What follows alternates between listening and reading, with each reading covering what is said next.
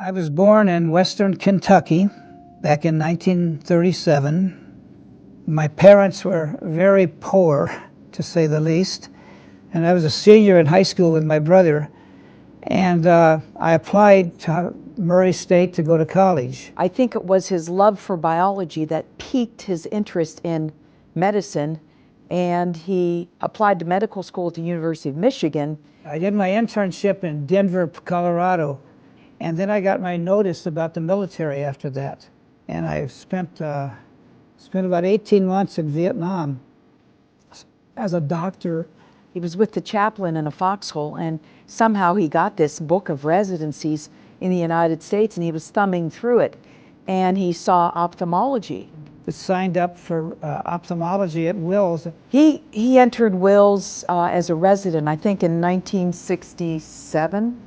He did his residency, then he went to the Armed Forces Institute of Pathology and did a year in pathology. Then there were some delays because they couldn't take him as a retina fellow, so he went down to Brazil, spent some time there.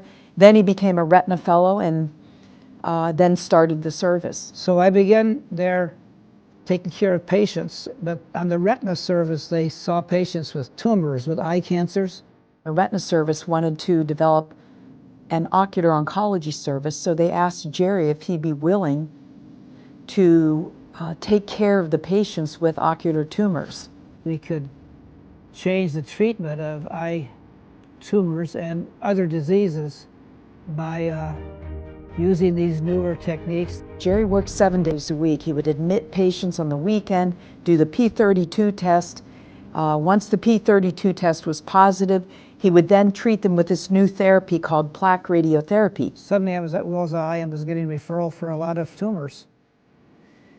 And it was wonderful. He was the first to really put together an atlas of ocular oncology.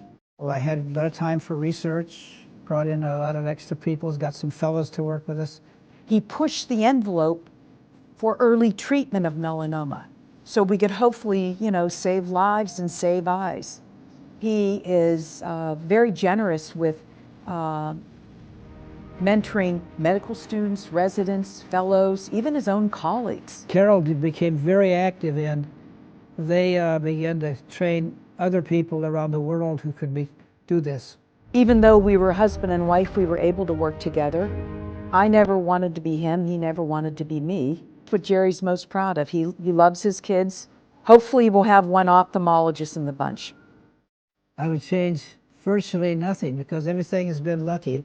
Wills took him with open arms, and they've never let go of him since.